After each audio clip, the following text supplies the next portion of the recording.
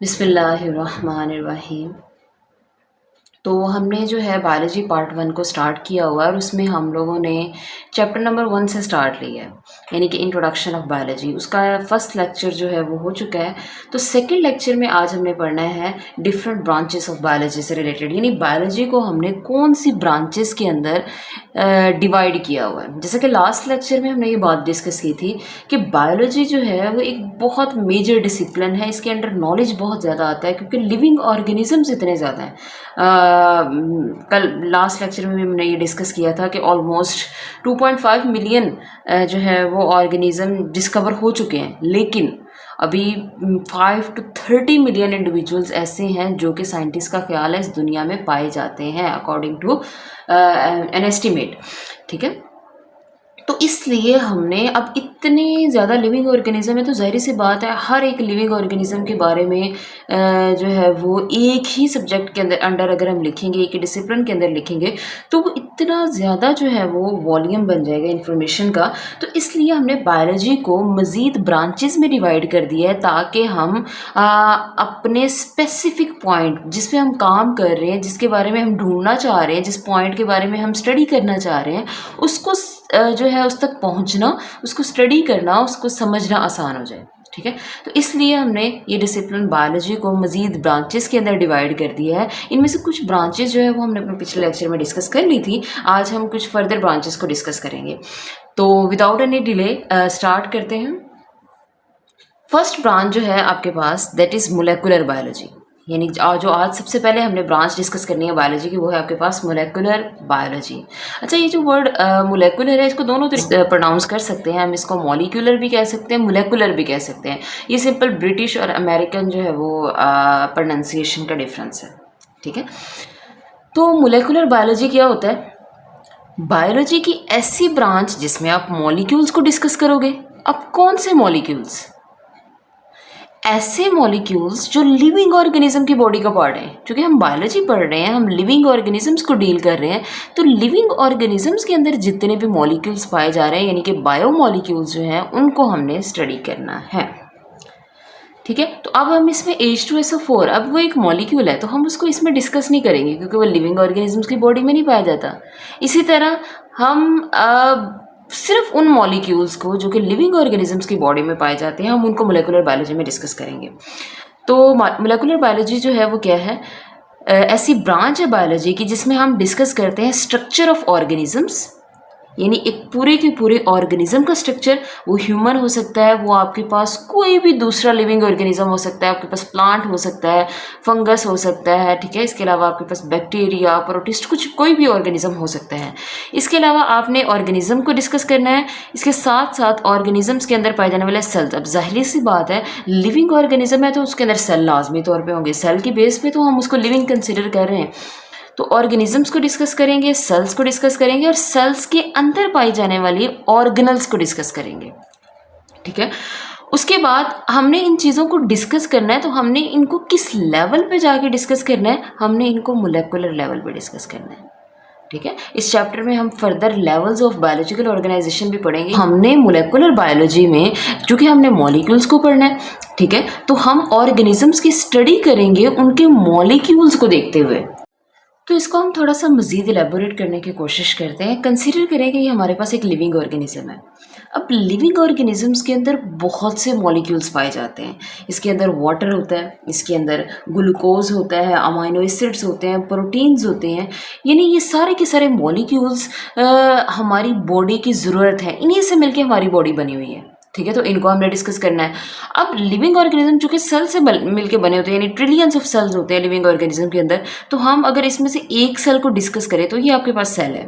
ठीक है, अब इस सेल के अंदर हमने मॉलिक्यूल्स को कैसे डिस्कस करना है? कंसीडर करें कि हम इसकी मेम्ब्रेन को थोड़ा सा जूम इन करके देखते हैं। तो अगर हम मेम्ब्रेन का स्ट्रक्चर देखें तो मेम्ब्रेन कैसी होती है? उसके इर्द गिर्द लिपिड बाई लेयर होती है, यानी लिपिड की डबल लेयर होती है। ये आपके पास एक लेयर है और ये दूसरी लेयर है। ये लिपिड बाई लेयर है और इसके दरमियान में आपके पास सेंटर में या इसके बाहर की तरफ या अंदर की तरफ इस तरीके से प्रोटीन मॉलिक्यूल जो है वो इम्बेंड हुए होते हैं। ठीक है, अब देखिए हमने उस पूरे सेल में से इतना सा पार्ट जो है वो देख रहे हैं, तो इस पार्ट के अंदर आपके पास इतने ज़्यादा मॉलिक्यूल्स आ जाते हैं। जैसे ये प्रोटीन है, ये रेड से जो ड्रा की हुई है, तो ये अमाइनो एसिड से मिलकर बनी है। अगर हम एक अमाइनो एसिड का स्ट्रक्चर ड्रा करें तो वो आपके पास उसके अंदर एक साइड पे कार्बोक्सिलिक ग्रुप होता है, एक साइड पे हाइड्रोजन होता है, एक साइड पे अमाइनो ग्रुप होता है NH2, और एक साइड पे अल्काइल ग्रुप होता है। तो ये एक मॉलिक्यूल है आपके पास। अब इसी तरह अमाइनो एसिड जो है वो रिपीट होते रहते हैं। ये अल्काइल ग्रुप आपके पास कुछ भी हो सकता है, हाइड्रोजन हो सकता है, मिथाइल ग्रुप, इसके अलावा कोई भी ग्रुप हो सकता है, ये नहीं अल्काइल ग्रुप यहाँ पे ऐड होगा। अब डिफरेंट अमाइनो एसिड्स जब आपस में मिलते हैं, एक लंबी चेन पॉलीपेप्टाइड चेन्स बनाते हैं, तो आपके पास प्रोटीन्स बनती हैं। तो अब देखिए ये मॉलिक्यूल्स है, यानी एटम्स के मिलने से ये एक मॉलिक्यूल बना है। अब यही मॉलिक्यूल्स अपने आप को रिपीट करके प्रोटीन्स बनाएंगे। इसी तरह अगर हम लिपिड्स को देखें तो लिपिड्स के अंदर आपके पास दो सब यूनिट्स होते हैं, एक होता है ग्लिसरॉल और एक होता है फैटी एसिड्स।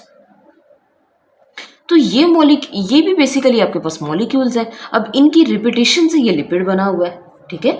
तो इसलिए हम कहते हैं कि हमने मोलेकुलर बायोलॉजी में क्या चीज़ डिस्कस करनी है, हमने ऑर्गेनिज्म को डिस्कस करना है और सेल को डिस्कस करना है उनके मॉलिक्यूल्स को देखते हुए कि वो कौन कौन से मॉलिक्यूल्स से मिलके बने हैं। इसी तरह अगर हम सेल के अंदर की तरफ जाएं तो ये आपके पास सारे का सारा साइटोप्लाज्म होता है, सेंटर में न्यूक्लियस होता है, और ये साइटोप्लाज्म चूंकि फ्लूइड होता है ज़्यादा, इसके अंदर जाहिर सी बात है वाटर प्रेजेंट होगा, और वाटर क्या है, ये भी एक बायोमोलिक्यूल है, लिविंग ऑर्गेनिज्म के अंदर पाया जाता है, ठीक है। तो हमने इन मॉलिक्यूल्स को डिस्कस करना है, यानी हमने ऑर्गेनिजम्स को डिस्कस करना है, सेल को डिस्कस करना है उनके मॉलिक्यूल्स को देखते हुए, और साथ में हमने उनके ऑर्गेनल्स को डिस्कस करना है। अब ऑर्गेनल क्या होता है? ऑर्गेनल का लफ्ज़ी मतलब होता है लिटिल ऑर्गन, यानी छोटा ऑर्गन। तो इससे क्या मुराद है? एक सेल है आपके पास, यानी कंसीडर करें ये आपके पास एक रेड ब्लड सेल है, ठीक है। अब इस सेल के अंदर मजीद छोटे ऑर्गन्स पाए जाते हैं, उन्हें हम कहते हैं ऑर्गेनल्स, ठीक है। तो उन ऑर्गेनल्स में एक आपके पास न्यूक्लियस है, इसके अलावा आपके पास माइटोकॉन्ड्रिया पाया जाता है, ये इस तरीके से फोल्डिंग्स होती हैं इसके अंदर। इसके अलावा छोटे छोटे राइबोसोम्स पाए जाते हैं। न्यूक्लियस के साथ साथ एंडोप्लाज्मिक रेटिकुलम प्रेजेंट होती है, ठीक है। उसके बाद गोल्जी अपरेटस पाया जाता है, लाइसोसोम होता है। अगर प्लांट सेल की बात करें तो उसमें क्लोरोप्लास्ट भी होता है। चूँकि हमने रेड ब्लड सेल कंसिडर किया तो हम उसी को देख रहे हैं। अब देखें ये जितने भी स्ट्रक्चर एक सेल के अंदर पाए जाते हैं, दीज आर ऑल ऑर्गेनल्स, ठीक है। अब हम इन ऑर्गेनल को मोलेकुलर लेवल पे कैसे डिस्कस करेंगे कि यानी कि ऑर्गेनल्स के अंदर कौन कौन से मॉलिक्यूल है। अगर हम सिंपल से इस राइबोसोम को ही देखते हैं, ये राइबोसोम कंसिडर करें, इसको थोड़ा सा बड़ा करके देखें तो ये दो सब यूनिट्स होते हैं। यूकैरियोट्स के अंदर 80S का होता है और प्रोकैरियोट्स के अंदर 70S का होता है। तो ये आपके पास एक राइबोसोम है। हम कहते हैं कि राइबोसोम जो वो प्रोटीन बनाने में अपना रोल प्ले करते हैं, और इसके अंदर राइबोसोमल RNA और कुछ प्रोटीन्स होती हैं। तो राइबोसोमल RNA की अगर हम बात करें तो RNA जो है ये आपके पास एक सिंगल स्ट्रैंडेड मॉलिक्यूल होता है, और इसके अंदर रिपीटेशन होती है कौन से छोटे मॉलिक्यूल्स की, दैट आर न्यूक्लियोटाइड्स। अब न्यूक्लियोटाइड्स कौन से होंगे इसके अंदर? राइबो, चूंकि ये RNA तो राइबो न्यूक्लियोटाइड्स होंगे। और एक न्यूक्लियोटाइड की बात करें तो उसके अंदर 3 छोटे यूनिट्स होते हैं आपके पास। एक जो है राइबोस शुगर होती है, इसके साथ जो है एक साइड पे जो है वो फॉस्फेट ग्रुप लगे होते हैं, और दूसरी साइड पे नाइट्रोजनस बेस होती है, ठीक है। वो नाइट्रोजनस बेस एडिनिन हो सकती है, गवानिन हो सकती है, इसके अलावा साइटोसिन हो सकता है, यूरासिल हो सकती है। तो ये 3 मॉलिक्यूल्स आपस में मिलेंगे तो आपके पास एक न्यूक्लियोटाइड बनेगा, और ये न्यूक्लियोटाइड रिपीट हो के आपके पास पूरे का पूरा राइबोसोमल RNA बनाएगा। अब ये क्या है? ये न्यूक्लियोटाइड क्या है? ये राइबोसोम क्या है? फॉस्फेट क्या है? नाइट्रोजनस बेस, ये सारे के सारे मॉलिक्यूल्स हैं। तो हम मॉलिक्यूल के लेवल पे जाके अगर किसी चीज़ को डिस्कस करेंगे, that would B molecular biology, ठीक है। और चूंकि हम बायोलॉजी की बात कर रहे हैं तो हमने लिविंग ऑर्गेनिजम्स के अंदर पाए जाने वाले मॉलिक्यूल्स को देखना है। सबसे पहले एक बड़ी चीज़ को, यानी ऑर्गेनिज्म के लेवल पे जो जो मॉलिक्यूल्स हैं, यानी पानी है, कार्बोहाइड्रेट्स हैं, लिपिड्स हैं, प्रोटीन्स हैं, ये सारी चीज़ें हैं। उसके बाद एक सेल के लेवल पे जाके, यानी एक सेल के अंदर कौन कौन से मॉलिक्यूल्स हैं उनको डिस्कस करना है। और फिर सेल के मज़ीद अंदर जाके उसके अंदर जो ऑर्गेनल्स पाए जाते हैं, हमने वहाँ पे जाके स्टडी करनी है कि उनके अंदर कौन कौन से मॉलिक्यूल्स पाए जाते हैं। और छोटे से छोटे लेवल पे जाके यानी कि हमने लिविंग ऑर्गेनिजम्स को डिस्कस करना है, ठीक है। तो उसके बाद नेक्स्ट ब्रांच हमारे पास है इन्वायरमेंटल बायोलॉजी। इन्वायरमेंट कहते हैं माहौल को, बायोलॉजी यानी लिविंग ऑर्गेनिजम्स के इर्द गिर्द का इन्वायरमेंट। यानी अगर हम ह्यूमन की बात करें तो इंसान के इर्द गिर्द जितनी भी इसकी सराउंडिंग्स हैं, चाहे वो लिविंग है चाहे वो नॉन लिविंग है, वो सारे का सारा इसका क्या होगा? इन्वायरमेंट होगा, ठीक है। तो हमने देखना है कि जो लिविंग ऑर्गेनिजम्स हैं यानी ह्यूमंस हैं, वो अपने माहौल के साथ उनका रिलेशन कैसा होता है। ठीक है, इसको हम इन्वायरमेंटल बायोलॉजी में डिस्कस करते हैं। यानी relation of living organisms to their environment is studied in environmental biology. तो माहौल भी आपके पास दो तरह का होता है, ऑर्गेनिक भी हो सकता है और इनऑर्गेनिक भी हो सकता है। ठीक है, तो ऑर्गेनिक में आपके पास कोई भी ऐसी चीज़ आती है जिसके अंदर कार्बन हाइड्रोजन बॉन्ड प्रेजेंट है, और कार्बन हाइड्रोजन बॉन्ड आपको पता है जो कि लिविंग ऑर्गेनिज्म के अंदर पाए जाते हैं, उनके अंदर पाए जाने वाले मॉलिक्यूल्स के अंदर होते हैं। जैसे हमने यहाँ पे अमाइनो एसिड को डिस्कस किया था, तो ये देखें ये कार्बन हाइड्रोजन बॉन्ड। तो कार्बन हाइड्रोजन बॉन्ड्स जो हैं ये बेसिकली हम उन्हें ऑर्गेनिक मॉलिक्यूल्स कंसिडर करते हैं, यानी ऐसे मॉलिक्यूल जिनके अंदर कार्बन हाइड्रोजन इकट्ठे पाए जाते हैं दैट आर कॉल्ड ऑर्गेनिक, और जिनके अंदर कार्बन हाइड्रोजन कंबाइंड प्रेजेंट नहीं होते वो नॉन इनऑर्गेनिक होते हैं। ठीक है, तो कार्बन हाइड्रोजन पे मुश्तमिल ऑर्गेनिजम्स जो हैं उन्हें हम ऑर्गेनिक कहेंगे, और बाकी जितनी भी चीज़ें होंगी इन्वायरमेंट के अंदर वो सारी की सारी इनऑर्गेनिक होंगी। अब ऑर्गेनिक की अगर एग्जांपल देखें तो इसमें इन्वायरमेंट के सारे आपके पास बायोटिक कंपोनेंट्स आ जाएंगे, यानी लिविंग चीज़ें आ जाएंगी। और एबायोटिक्स में जो एबायोटिक्स जो है वो सारी की सारी आपके पास इनऑर्गेनिक में आ जाएंगी। अब एबायोटिक्स यानी कि नॉन लिविंग, तो इसमें आपके पास H2 आता है। अब ये H2 देखें, इसके अंदर कार्बन हाइड्रोजन प्रेजेंट नहीं है, जाहिर सी बात है ये इनऑर्गेनिक कंपाउंड होगा। इसी तरह इनऑर्गेनिक में आपके पास हवा आ जाती है जिसमें कार्बन डाइऑक्साइड है, ऑक्सीजन है, नाइट्रोजन है। तो अब देखिए इसमें कार्बन हाइड्रोजन बॉन्ड प्रेजेंट नहीं है, तो ये भी इनऑर्गेनिक, यानी हमारा एटमॉस्फेयर, पानी, इसके अलावा सूरज की रोशनी, टेम्परेचर, पीएच, ये सारी की सारी सराउंडिंग हमारी जितनी भी नॉन लिविंग चीज़ें हैं हमारे इर्द गिर्द, वो सारी की सारी क्या है, मट्टी। हम मट्टी के अंदर बहुत से इनऑर्गेनिक कंपाउंड्स पाए जाते हैं। ठीक है, तो ऑर्गेनिक इन्वायरमेंट भी हो सकता है और इनऑर्गेनिक यानी बायोटिक भी हो सकता है और एबायोटिक। तो इंसान का या लिविंग ऑर्गेनिजम्स का इनके साथ क्या रिलेशन है वो हम लोग इन्वायरमेंटल बायोलॉजी में डिस्कस करेंगे। जैसे हम लोग कहते हैं कि ये जो है आपके पास रिस्पिरेशन में ये दोनों गैसेज इन्वॉल्व होती हैं। हम ऑक्सीजन को अपनी बॉडी के अंदर लेके जाते हैं और कार्बन डाइऑक्साइड को अपनी बॉडी से बाहर निकालते हैं। तो अब ये एक रिलेशनशिप है ना गैसेस का उसके माहौल के अकॉर्डिंग, तो इसको भी हम लोग जो है वो इन्वायरमेंटल बायोलॉजी में डिस्कस करेंगे। और स्पेसिफिकली इन्वायरमेंटल बायोलॉजी में हम लोग डिस्कस करते हैं ह्यूमन इम्पैक्ट ऑन इन्वायरमेंट, यानी कि जो मोस्ट अंडर डिस्कशन टॉपिक होता है आपके पास इन्वायरमेंटल बायोलॉजी में, वो हम ह्यूमन इम्पैक्ट देखते हैं कि इंसान का माहौल पे क्या असर है। इसे हम दूसरे टर्म्स में कह सकते हैं एंथ्रोपोजेनिक। ठीक है, एंथ्रोपोजेनिक कहते हैं ऐसी एक्टिविटीज़ जो कि इंसान की वजह से हो रही हैं, यानी इंसान जो है जो एक्टिविटीज़ परफॉर्म कर रहा है उन्हें एंथ्रोपोजेनिक कहते हैं। तो इंसान जो है वो ऐसे कौन से काम कर रहे हैं जिससे इन्वायरमेंट पे इम्पैक्ट हो रहा है। तो सबसे पहली चीज़ ये जो है आपके पास ट्रांसपोर्ट, सारी की सारी गाड़ियाँ, इसके अलावा ये जो है रिक्शाज, मोटर बाइक्स, अब इनकी वजह से क्या हो रहा है, स्मोक हवा में शामिल हो रहा है। अब हवा की जो नेचुरल जो कंपोजिशन है वो चेंज हो रही है। ठीक है, जाहिर सी बात है बर्निंग के नतीजे में कार्बन डाइऑक्साइड पैदा होती है और कार्बन डाइऑक्साइड हवा में शामिल होगी तो कार्बन डाइऑक्साइड की जो नॉर्मल कंसंट्रेशन वो अपने लेवल से बढ़ जाएगी। पहले 0.03% थी, अब बढ़ के 0.04% और अब मजीद जो है वो इंक्रीज हो रही है। तो इंसान की एक्टिविटीज़, इंसान जो है वो ऐसे कौन से काम कर रहा है जिसकी वजह से हमारा माहौल ख़राब हो रहा है, वो भी हम इन्वायरमेंटल बायोलॉजी में डिस्कस करेंगे। इसके अलावा इंसान जो है हवा को ही नहीं पानी को भी रुदा कर रहा है, वाटर बॉडीज़ में वेस्ट मटेरियल, इंडस्ट्रियल एफ्लुएंट्स फेंक रहा है जिसकी वजह से पानी जो है वो गंदा हो रहा है और उसकी वजह से जो आपकी जो है एक्वेटिक लाइफ है उनको नुकसान हो रहा है। ठीक है, तो इंसान जो है वो अपने माहौल को नुकसान पहुंचा रहा है, नेचर से वायलेट कर रहा है, जो आपके पास नेचुरल रिसोर्सेज हैं उनको ख़त्म कर रहा है, दरख्तों की कटाई कर रहा है अपने फ़ायदे के लिए। तो हमने जितना भी ह्यूमन इम्पैक्ट होगा माहौल के ऊपर उसको हम लोग इन्वायरमेंटल बायोलॉजी में डिस्कस करेंगे। अच्छा, पीछे हमने एक ब्रांच डिस्कस की थी इकोलॉजी। इकोलॉजी में इन्वायरमेंट की स्टडी को कहते हैं, लेकिन इकोलॉजी में आप सिंपली लिविंग ऑर्गेनिज्म का इन्वायरमेंट के साथ रिलेशन डिस्कस करते हो। इन्वायरमेंटल बायोलॉजी में आप इन्वायरमेंट का रिलेशन तो लिविंग ऑर्गेनिज्म के साथ डिस्कस करते हो, इसके साथ साथ आप इंसान का इम्पैक्ट जो है वो लाजमी तौर पर डिस्कस करते हो इन्वायरमेंट के ऊपर। तो आप कह सकते हैं कि सिंपल ये जो है इकोलॉजी ये एक सब ब्रांच है इन्वायरमेंटल बायोलॉजी। तो नेक्स्ट ब्रांच जो आपके पास है that is microbiology. The word micro means small और बायोलॉजी हम कहते हैं लिविंग ऑर्गेनिजम्स को। तो माइक्रोबायोलॉजी जो है उसमें हम लोगों ने क्या चीज़ डिस्कस करनी है, छोटे छोटे लिविंग ऑर्गेनिजम्स को। इंस्ट्रूमेंट यूज़ करते हैं माइक्रोस्कोप। यानी एक ऐसा इंस्ट्रूमेंट जिसकी वजह से हम ऐसी चीज़ों को देखते हैं जो हमें आम आँख से नज़र नहीं आती, यानी इतनी छोटी होती हैं कि उनको देखने के लिए हमें उनको ज़ूम इन करना पड़ता है, मैग्नीफाई करना पड़ता है। तो माइक्रो ऑर्गेनिजम्स बेसिकली जो है वो उनको हम देखने के लिए माइक्रोस्कोप का सहारा लेते हैं। तो माइक्रोस्कोप जो है वो उसका नाम भी इसी बेस पे रखा गया कि माइक्रो ऑर्गेनिजम्स को देखने के लिए। तो माइक्रोबायोलॉजी में आपने स्टडी करने हैं माइक्रो ऑर्गेनिजम्स, यानी कि छोटे छोटे ऑर्गेनिजम्स, ठीक है, जो हमें आम आँख से नज़र नहीं आती। अब जरा खुद सोचिए कि हमें कौन से ऑर्गेनिज्म आम आँख से नज़र नहीं आते लेकिन वो सर्वाइव करते हैं। उनमें सबसे जनरल एग्जांपल हमारे पास है वायरस, ठीक है, इसके अलावा बैक्टीरिया, देन हमारे पास जो है वो फंजाई कुछ ऐसे आते हैं जो हमें आम आँख से नज़र नहीं आते, ठीक है, जैसे ईस्ट वगैरह जो कि यूनिसेलुलर फंगस है। इसके अलावा एल्जी कुछ ऐसे होते हैं जो माइक्रोस्कोपिक होते हैं, कुछ जो है वो मैक्रोस्कोपिक भी होते हैं, हमें आम आँख से नज़र भी आते हैं, लेकिन कुछ जो है वो माइक्रोस्कोपिक होते हैं। इसके अलावा प्रोटोजोन्स, यानी जो पुराने ऑर्गेनिज्म जो स्टार्टिंग में बने, इब्तदा में बने बैक्टीरिया के बाद, जैसे अमीबा, पैरामीशियम, ये भी हमें जो है वो इतने छोटे होते हैं कि हमें आम आँख से नज़र नहीं आते। इनको देखने के लिए भी माइक्रोस्कोप यूज़ की जाती है।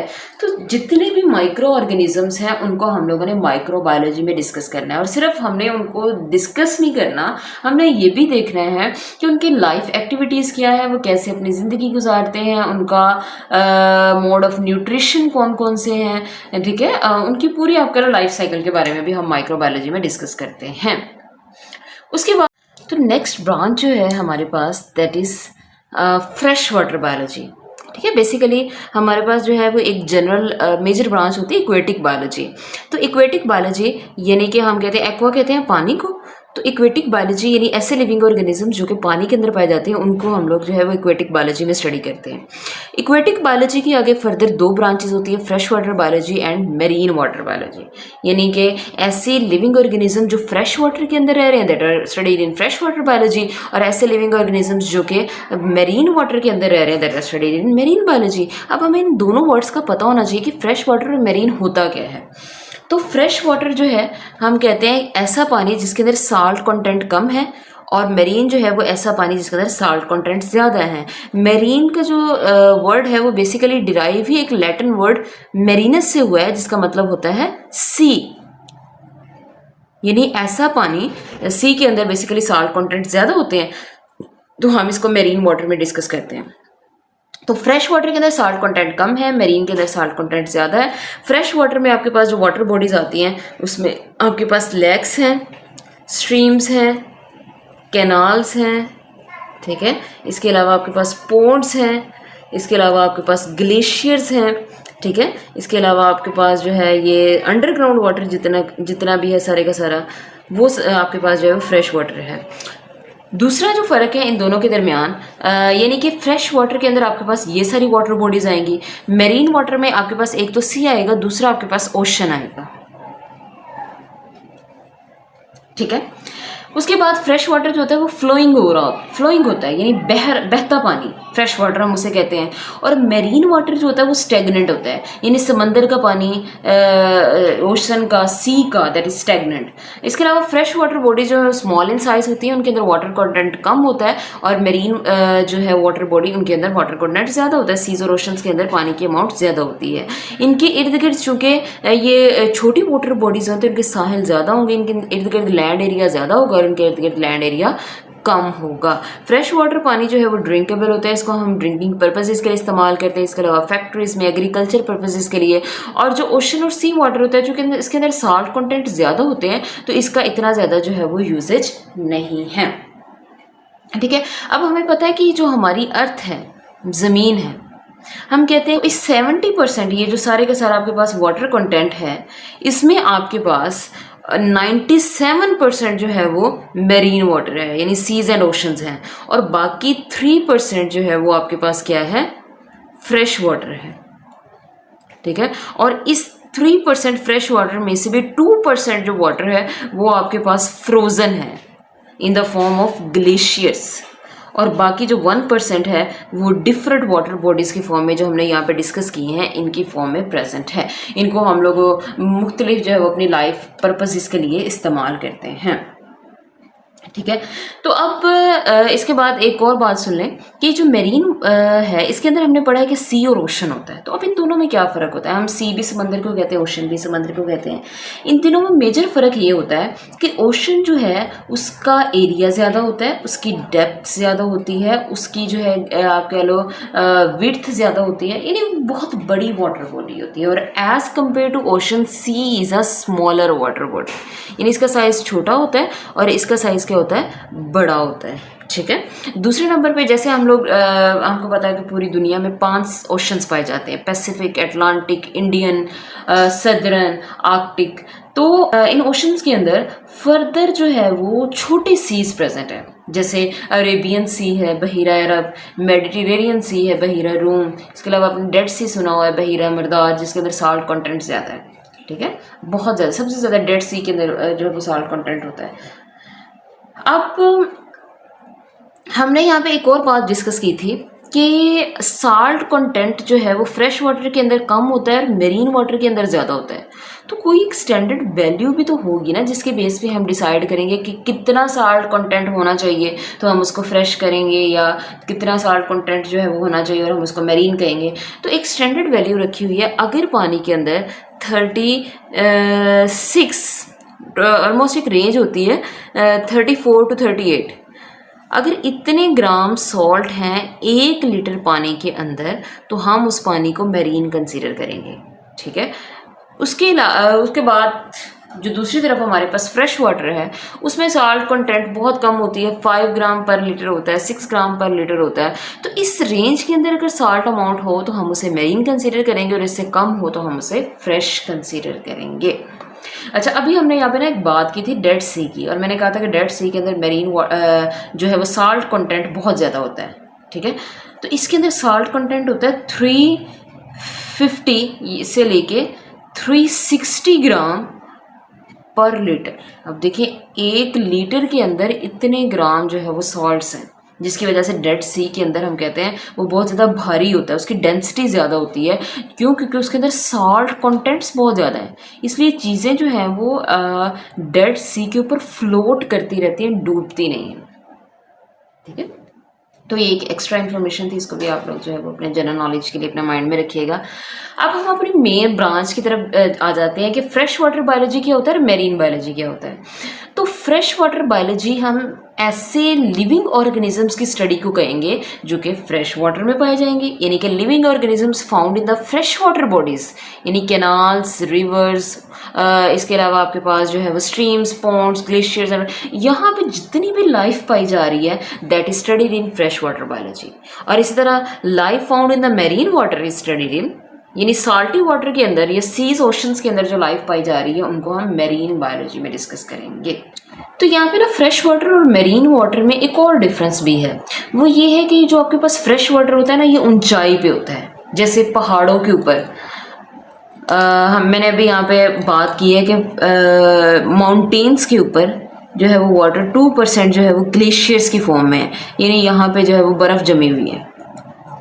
अब जब गर्मियों के मौसम में ये बर्फ़ पिघलती है तो ये नीचे लेक्स की तरफ मूव करना शुरू कर देती है, और फिर लेक से पानी जो है वो नदी नालों में, पॉन्ड्स में, स्ट्रीम में आता रहता है। और अल्टीमेटली आपको पता है ज़मीन पे सबसे जो है वो गहरी चीज़ क्या है? ओशंस हैं, और सबसे ऊंची चीज़ें क्या है? पहाड़ हैं। ठीक है। तो पहाड़ पे जो वाटर होगा वो फ्रेश वाटर होगा। अब देखिए यहाँ से पानी मुसलसल फ्लो कर रहा है, तो हमने कहा था फ्रेश वाटर फ्लोइंग होता है। अब फ्लो करता करता रास्ते में जितनी भी वाटर बॉडीज आएंगी वो सारी की सारी फ्रेश होंगी, और अल्टीमेटली जब वो ओशन के अंदर आ जाएगा, फॉल कर जाएगा, तो हम उसे क्या कहेंगे? मेरीन कहेंगे, क्योंकि अब वो क्या हो गया? वाटर स्टेगनेट हो गया, इससे ज़्यादा मज़ीद गहराई में नहीं जा सकता। एक स्लोप बन जाती है, यानी ढलवान में पानी मूव कर रहा होता है upper part two lower part. तो ये अपर पार्ट वाला पानी ज़्यादा फ्रेश होगा, और जैसे जैसे वो नीचे आता जाता है तो वो मेरीन होता जाता है, क्योंकि नीचे की तरफ जो है वो आगे मिट्टी के जो है न्यूट्रिएंट्स या फिर आपके लोग सॉल्ट्स वगैरह भी इस पानी के अंदर ऐड हो जाते हैं जब वो कोस्ट लाइन से को क्रॉस कर रहा होता है, कोस्टल लाइन के पास से गुजर रहा होता है। तो इस वजह से हम कहते हैं कि सबसे गहराई में चूँकि ओशंस हैं तो वहाँ तक आते आते पानी के अंदर बहुत से न्यूट्रिएंट्स वगैरह ऐड हो जाते हैं, तो इसलिए हम जो है वो सॉल्ट की अमाउंट जो है वो सबसे ज़्यादा मेरीन या आप कह लो ओशंस और सीज़ के अंदर पाई जाती है। तो हमने फ्रेश वाटर और मेरीन वाटर बायोलॉजी में उनकी लाइफ को तो स्टडी करना है, लिविंग ऑर्गेनिजम्स को तो स्टडी करना है, इसके साथ साथ हमने कुछ और चीज़ें भी डिस्कस करनी है, that are physical and chemical parameters. यानी हमने फ्रेश वाटर और मेरीन वाटर के फिजिकल एंड केमिकल पैरामीटर्स को भी चेकआउट करना है। अब ये क्या होते हैं? फिजिकल पैरामीटर होते हैं आपके पास टेम्परेचर, यानी पानी का टेम्परेचर कैसा है, और टेम्परेचर जो है वो लाइफ पे कैसे डिपेंड कर रहा है, यानी बहुत ज़्यादा टेम्परेचर में कौन सी लाइफ पाई जा रही है और बहुत कम टेम्परेचर में कौन सी लाइफ पाई जा रही है, और टेम्परेचर का लाइफ के ऊपर क्या इफेक्ट है, इन सारी चीज़ों को। इसके साथ साथ हम पीएच को डिस्कस करेंगे, यानी पीएच के कम ज़्यादा होने से क्या इफेक्ट हो रहा है, ठीक है। इसके अलावा जो है वो हम लोग सनलाइट का वाटर बॉडी के ऊपर या फ्रेश वाटर और मेरीन वाटर बायोलॉजी के ऊपर क्या इम्पैक्ट होता है, हम उसको भी डिस्कस करेंगे। तो ये सारे फिजिकल पैरामीटर्स हैं, इनका क्या इम्पैक्ट हो रहा है, इनके कम ज़्यादा होने से क्या इफेक्ट हो रहा है लाइफ के ऊपर, उसको हम लोगों ने इन डिटेल डिस्कस करना है। उसके बाद हमने केमिकल पैरामीटर्स भी डिस्कस करने हैं। केमिकल्स कहते हैं कंपाउंड्स को, ठीक है, बेसिकली डिफरेंट मॉलिक्यूल्स कंपाउंड्स। तो पानी के अंदर हमें पता है बहुत से सॉल्ट्स पाए जाते हैं, केमिकल्स पाए जाते हैं, जैसे कि सॉल्ट्स हैं आपके पास, जनरल सॉल्ट NaCl है, इसके अलावा सोडियम कार्बोनेट है, मतलब डिफरेंट सॉल्ट्स जो हैं। इसके अलावा कार्बोनेट है, क्लोराइड आइंस हैं, पोटेशियम आइंस हैं, फॉस्फेट आइंस हैं। तो different ions and carbonates, bicarbonate salts are present in the water. तो उनको हमने डिस्कस करना है कि what is the effect of that chemicals on the life present in those water bodies. तो हमने फिजिकल पैरामीटर्स को भी डिस्कस करना है और साथ साथ हमने केमिकल पैरामीटर्स को भी डिस्कस करना है, ताकि हम लाइफ की रिक्वायरमेंट्स के अकॉर्डिंग इन फिजिकल और केमिकल पैरामीटर्स में जो है वो चेंजिंग्स कर सकें, ताकि लाइफ के लिए वो चेंजेस फेवरेबल हों। तो नेक्स्ट जो है हमारे पास ब्रांच, दैट इज़ पैरासाइटोलॉजी। जो अगली ब्रांच हमने डिस्कस करनी है वो है पैरासाइटोलॉजी। पैरासाइटोलॉजी कहते हैं पैरासाइट्स की स्टडी को। अब पैरासाइट्स क्या होते हैं, ठीक है। पैरासाइट्स भी बेसिकली आपके पास माइक्रो ऑर्गेनिजम्स भी हो सकते हैं और एज वेल एज ये आपके पास जो है वो मैक्रो ऑर्गेनिज्म भी होते हैं, यानी ये आम आंख से भी नज़र आते हैं और कुछ पैरासाइट्स ऐसे भी होते हैं जो आम आंख से नज़र नहीं भी आते, जैसे बैक्टीरिया, वायरसेस हैं। तो पैरासाइट्स जो हैं वो ऐसे छोटे ऑर्गेनिजम्स हैं जो दूसरे लार्जर ऑर्गेनिज्म की बॉडी के अंदर, यानी ये अगर कंसिडर करें बॉडी है तो बॉडी के इनसाइड भी रह सकते हैं और आउटसाइड द बॉडी भी रह सकते हैं, ठीक है। और बदले में क्या करते हैं, उस लिविंग ऑर्गेनिज्म को नुकसान दे रहे होते हैं। बॉडी के अंदर भी दे सकते हैं और बॉडी से बाहर। जैसे अगर हम जनरल एग्जांपल देखें तो एक हमारे पास होता है एक्टोपैरासाइट, यानी जो बॉडी के बाहर हो रहा होता है। इसकी आपने अक्सर जो है एग्जांपल सुनी होगी, लाइस। तो लाइसिस जो होती है ना वो हमारी स्किन के ऊपर, हेयर्स के अंदर पाई जाती हैं। अब वहाँ पे वो हमारा खून जो है उसको सक कर रही होती है, चूस रही होती है। तो अब लाइसिस जो है उनकी वजह से इंसान को नुकसान है, लेकिन लाइसिस को फ़ायदा है। तो पैरासाइट्स ऐसे ऑर्गेनिज्म होते हैं जो दूसरे ऑर्गेनिज्म से फ़ायदा ले रहे होते हैं और बदले में उनको नुकसान दे रहे होते हैं। अब एक तो वो शेल्टर ले रही हैं ह्यूमन से, ठीक है, उनके बालों के अंदर हैं और वहाँ से ब्लड सक कर रही हैं, अपनी फूड ले रही हैं, बदले में इंसान को नुकसान दे रही हैं, उनका ब्लड इस्तेमाल कर रही हैं, उनके जो है वो स्किन टेक्सचर को डिस्टर्ब कर रही हैं, ठीक है।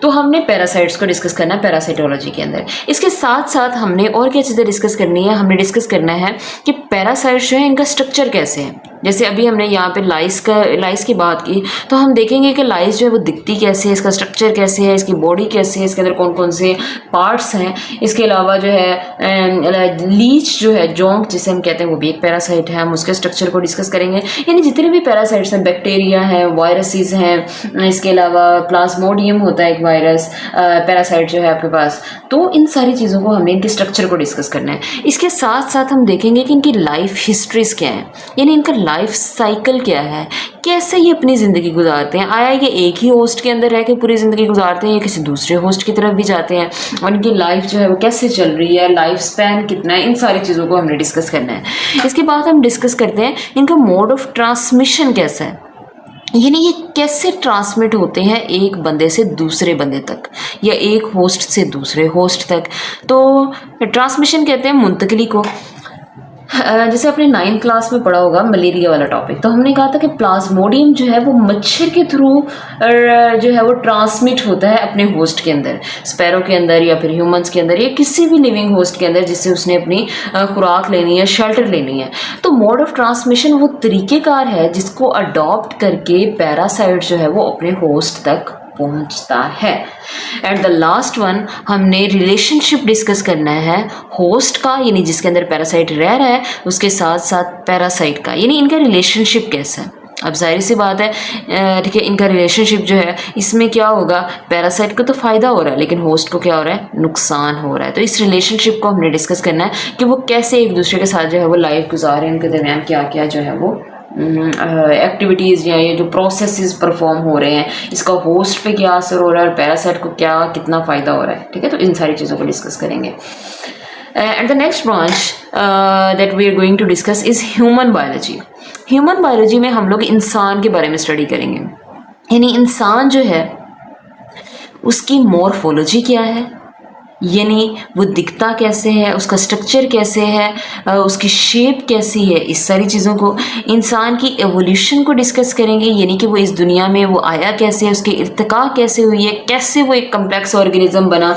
उसके बाद हम डिस्कस करेंगे उसके सेल लेवल पे जाके कि ऑर्गेनिज्म का, एक ह्यूमन का सेल जो है वो कैसा है, उसके अंदर कौन कौन से ऑर्गेनल्स पाए जाते हैं, उनका फंक्शन क्या है। इसके बाद हम ह्यूमन की जेनेटिक्स को डिस्कस करेंगे, उसके अंदर कौन सी जीन्स पाई जाती हैं और वो कौन कौन से कैरेक्टर्स को कंट्रोल कर रही होती हैं। इसके बाद हम उसके इंटरनल स्ट्रक्चर्स को डिस्कस करेंगे, उनकी एनाटॉमी क्या है, उनका जो है वो कौन कौन से पार्ट से वो मिलके बनी है। इसके साथ साथ हम ह्यूमन के अंदर पाए जाने वाले जितने भी पार्ट्स हैं उनकी फिजियोलॉजी को डिस्कस करेंगे, उनके फंक्शंस को डिस्कस करेंगे।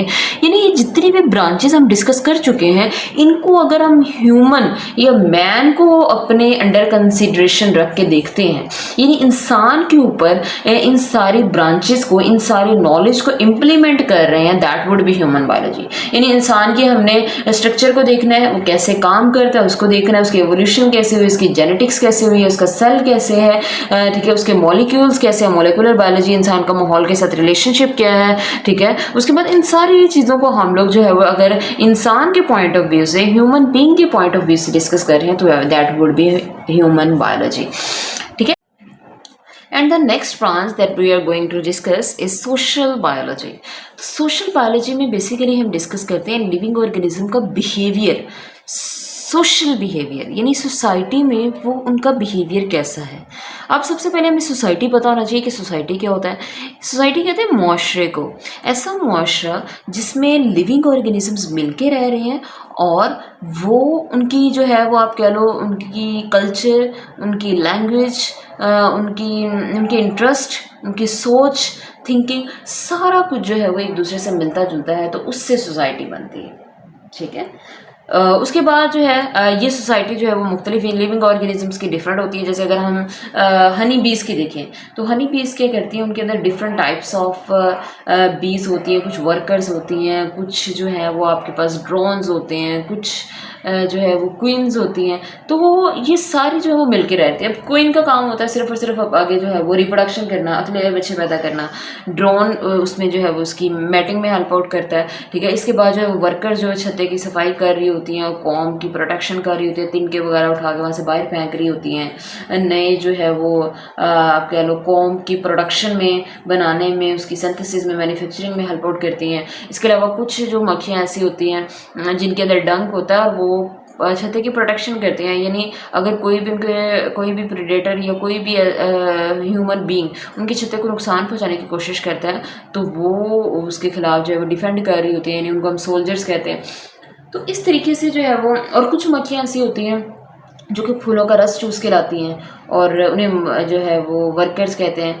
तो वो रस चूस के लाती हैं और शहद बनाती हैं। तो इस तरीके से वो एक सोसाइटी है, वो मिल के काम कर रही है। तो हमने वो सोशल बिहेवियर डिस्कस करना है इस तरीके से, डिफरेंट लिविंग ऑर्गेनिजम्स का, ह्यूमंस का, इस तरीके से चिकन्स कैसे मिलके रह रहे होते हैं, हैंस, और मतलब डिफरेंट लिविंग ऑर्गेनिज्म का सोशल बिहेवियर। साथ में हमने कम्युनल लाइफ, यानी कम्युनिटी के अंदर वो कैसे रोल प्ले कर रहे होते हैं।